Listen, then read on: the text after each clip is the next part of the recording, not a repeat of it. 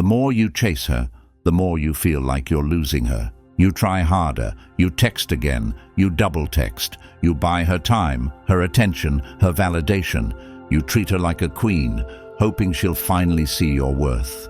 And still, nothing. She pulls back, grows cold, and you feel sick inside. You replay every word you said. You scroll back through conversations like they hold the secret. You wonder if she ever liked you in the first place. You try harder again. And every move you make, she moves further away. This is how to win any girl without chasing her. Comment, "No more chasing," if you're done begging for love. Number 1, stop trying too hard. The more effort you put into trying to win someone who hasn't shown real interest, the more invisible you become in their eyes. And deep down you already feel that, don't you? Every time you double text after being ignored, every time you send her a sweet message just to get a cold lol back, every time you overthink your tone, your emojis, your timing, your punctuation, hoping that this text, this effort, this sacrifice will finally break through her emotional wall, make her realize you're the one, when all she really sees is someone who doesn't value himself. Because trying too hard is always rooted in fear. Fear of losing her, fear of not being enough, fear of missing your only shot. And that fear makes you dance like a puppet on invisible strings while she just watches, never having to invest, never having to try. Because why would she chase a man who's clearly already convinced she's above him, already treating her like the prize before she's earned anything? And so you turn yourself into her emotional support system, her free entertainment, her ego booster, her backup plan, all while calling it love, calling it being real, when really it's self-abandonment. And every moment you wait on her attention is a moment you rob from your own growth, your own focus, your own power, because the energy you spend proving your worth to someone who isn't even trying to know you could be spent becoming someone no one can ignore, someone who doesn't chase, who doesn't explain, who doesn't break himself to please another. And this isn't about playing games. It's about breaking free from the mindset that tells you love is something you earn through suffering. That if you're just good enough, long enough, she'll finally see you, finally pick you, finally stop choosing the ones who barely try. And the harsh truth you need to hear is this: she already made her decision the moment she saw you trying too hard, and she doesn't respect it, because deep down, even she knows love without boundaries is manipulation disguised as devotion. And while you're sending her good morning texts and waiting for replies that never come, she's laughing at memes with someone who doesn't even ask where he stands. And that's because real attraction isn't earned through desperation or devotion. It's sparked by self-containment, by someone who stands firm in his value and doesn't seek permission to feel worthy. And if that stings, good, let it sting. Because pain is what wakes people up, and you need to wake up before you spend another year begging to be chosen by someone who doesn't even value what you bring to the table. So stop proving, stop pleasing, stop hoping she'll finally get it. Instead, go silent, not as a tactic, but as a way to reclaim your dignity, to stop leaking your energy into a void of indifference. And if she reaches out, great, but you're not here waiting. You're out building, growing, sculpting your life into something so rich that her validation feels small next to your vision. And this isn't about making her jealous. It's about making yourself proud. Because once you truly stop trying too hard, and I mean internally stop, not fake it, everything shifts, your presence changes, your energy becomes rare, and people start treating you differently, not because you changed them, but because you finally stopped trying to control how they see you and started owning how you see yourself. And if this spoke to something deep in you, if you're tired of the chasing, the guessing, the emotional exhaustion, then you need the Stoic Relationship Blueprint audiobook. It's not just a book, It's a recalibration of how you show up in every relationship, using timeless Stoic principles that rebuild your self-respect from the ground up. You can now listen to it while walking, running, or just clearing your mind, letting each truth sink into your soul while you move through your day. No more confusion, no more losing yourself. This book will always be yours. Once you have it, that knowledge is in your hands for life. The link is in the comments. If you're ready to stop chasing and start living, this is where your real transformation begins. Number 2. Build a life she wants to join. You spend so much of your time trying to be chosen, trying to be liked, trying to show her that you're different from all the others, but you never stop and ask yourself what she's actually stepping into if she says yes. Because most men want the girl before they've built the life. They crave the attention before they've earned their own self-respect. They want someone to complete a picture they haven't even started painting, and that's why she leaves. Not because you weren't kind enough or consistent enough or romantic enough, but because you don't have a world of your own. You're orbiting around hers, making her the mission while your own purpose sits untouched, and she can feel that emptiness even when you hide it behind ambition, behind fake confidence, behind social media quotes and gym selfies. Because deep down, she knows when a man is pretending to have direction versus when he's walking that direction. And most men don't even realize they're turning their life into an audition, applying to be in someone else's story instead of authoring their own. And that's why everything feels out of your control, why you keep attracting short-term attention but never long-term respect. Because people join lives they admire. They invest in paths that are already moving. They commit to journeys that don't depend on them to feel complete. And when your days revolve around waiting for her text, checking her status, trying to be what you think she wants instead of becoming who you're meant to be, you make yourself forgettable, not because you're not good enough, but because you're not full enough. Your life doesn't pull anyone in because it doesn't pull you in either. And building that life starts with absolute ownership of your habits, your time, your mind, your body, your income, your character. It means choosing structure when others choose ease, choosing focus when others scroll, choosing discipline when your emotions beg for distractions.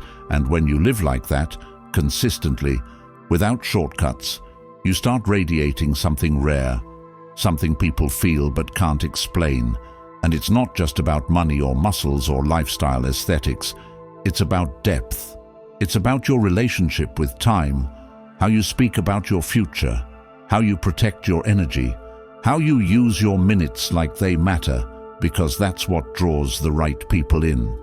Not what you offer them, but what they feel around you. And when a woman sees that you're serious about your goals, that your path has real motion and not just motivation, that your life is too rich to revolve around her validation, that your priorities are bigger than her attention span, she steps in with respect, not just interest, because now it's not about you chasing her or her chasing you. It's about mutual value. It's about joining something greater, and if she doesn't want to join, you keep moving, because you didn't build this for her anyway. You built this because you're done waiting to be picked, done hoping to be seen, done outsourcing your confidence to someone else's approval, and from that place of ownership, everything changes. Your walk, your tone, your standards, your peace. Not because you're trying to impress anyone, but because you finally realize the one thing she's secretly always looking for is a man who doesn't need her but still chooses her from abundance, not absence. From fulfillment, not desperation. From wholeness, not emotional hunger. And when you become that man, not say it, not fake it, but live it. She will feel it without you needing to say a word. And whether she stays or not doesn't even matter anymore. Because now you're the one who decides who gets access to your world. And that's how you build a life she wants to join. Number 3, master your emotions. You think you're being real when you pour your heart out in long messages, when you vent to her about how you feel unappreciated, when you react every time she pulls back or goes cold. But what you're really doing is handing her all your power on a silver plate because you still believe that expressing every emotion is strength, when in reality it's exposure, it's surrender, it's giving someone else control over your internal world without making sure they're even worthy of that influence. And this is where most men break, not in the rejection, but in how easily they let it shatter them, how quickly they fall apart because someone didn't reply, someone didn't match their energy, someone pulled away after they opened up. And the reason this keeps happening is because no one taught you how to hold your emotional ground, how to sit with discomfort without turning it into desperation, how to breathe through the urge to react and let the silence teach you what your feelings are really saying, instead of using someone else's attention as your emotional regulator. And the truth is, if you don't learn how to master what you feel, the world will keep punishing you with chaos until you do, because relationships don't break men. Untrained emotions do.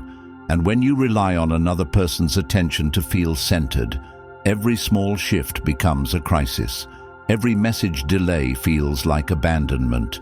Every emotional pullback makes you spiral into overthinking, into chasing, into losing the very essence of what you thought would keep them. And this is exactly why they lose interest. Not because you feel too much, but because you don't own any of it. Because you bleed all over the situation expecting them to clean it up. Because you treat your anxiety like a compass instead of something to master. And mastery doesn't mean pretending you don't care. It means letting the emotion move through you without becoming it. It means not acting on impulse, not reacting to temporary moods, not trying to fix, explain, chase or plead just because you feel unsettled. And when you begin to hold yourself in the middle of that discomfort without letting it leak out through actions that sabotage your dignity, you become rare, because most people have never felt what it's like to sit inside their own fire without screaming for rescue. And now you're showing that you're not just another person looking for emotional comfort. You're a grounded force who doesn't flinch just because someone else becomes inconsistent. And from that steadiness comes attraction, not because you're manipulating anyone, but because your presence becomes unfamiliar in a world addicted to emotional chaos. And yes, she will test it. She will delay her response. She will pull back. She will get cold. And it's not always out of malice. Sometimes it's unconscious, but your job isn't to chase answers. It's to remain undisturbed until the answer reveals itself, and that kind of discipline doesn't make you hard.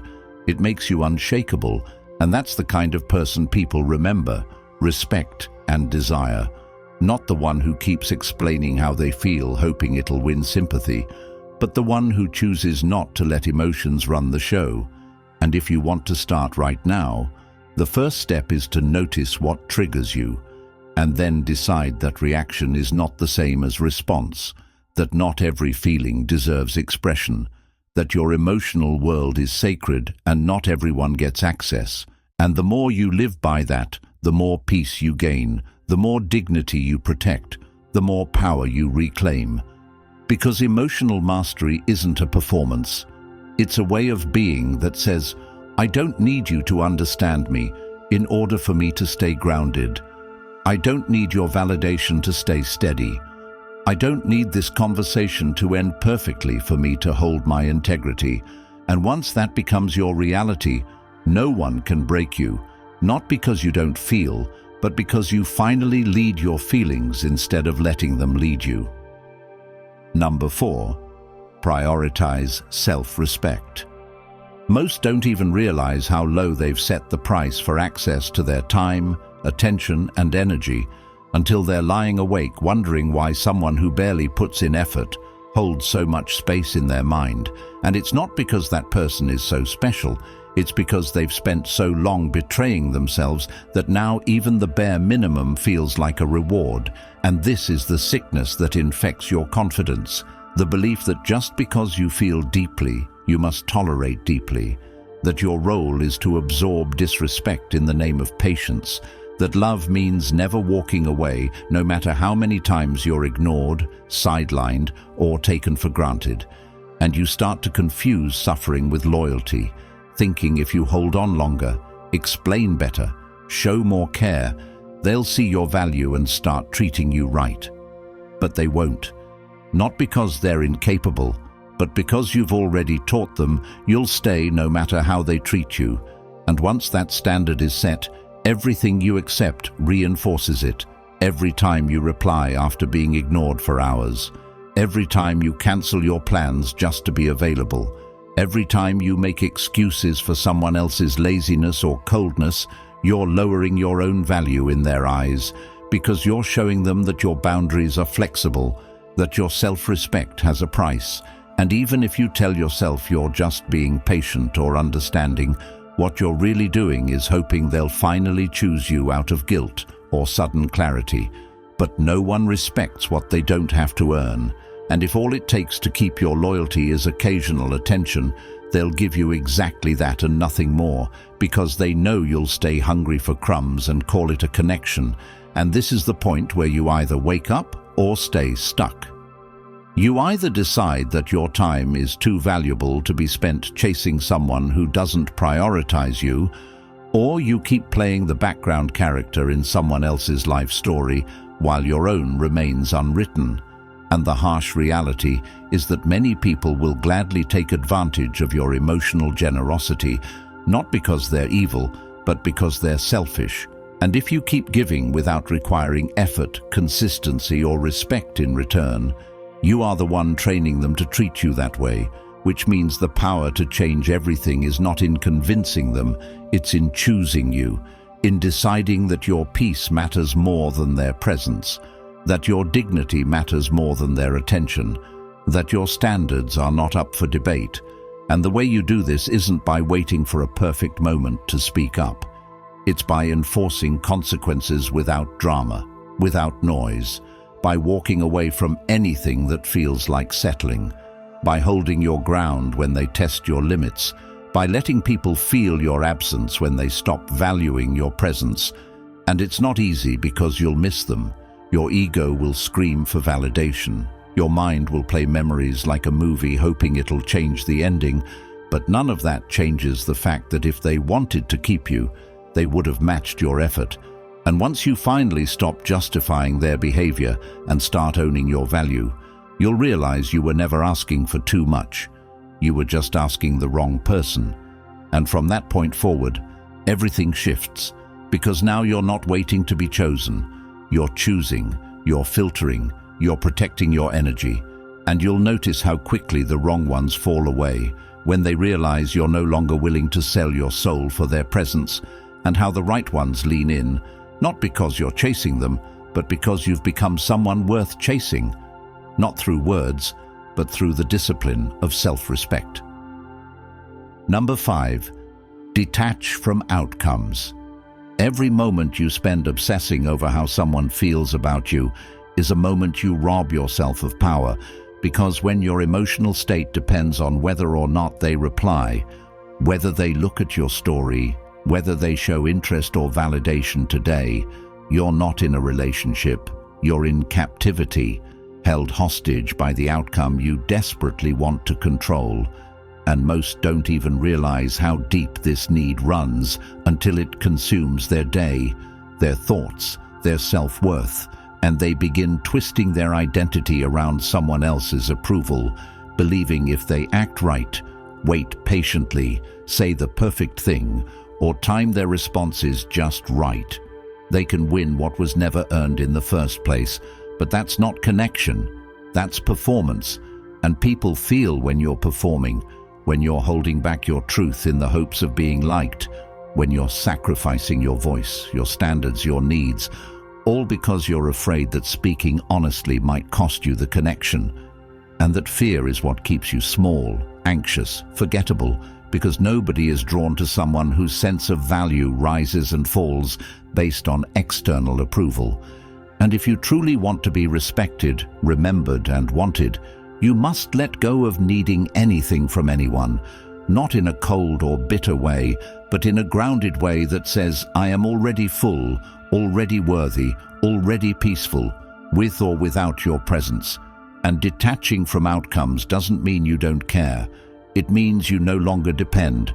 It means you're rooted in your own truth, regardless of what someone else gives or withholds. Because the reality is this: the person who needs nothing owns everything. The person who can walk away owns the dynamic. The person who doesn't flinch when the attention stops is the person everyone comes back to. Not because they begged, but because they refused to break themselves to hold someone who didn't appreciate their presence. And you get to that place by facing the truth. The truth that chasing outcomes has only drained you. That every time you tried to manipulate perception, you lost your authenticity.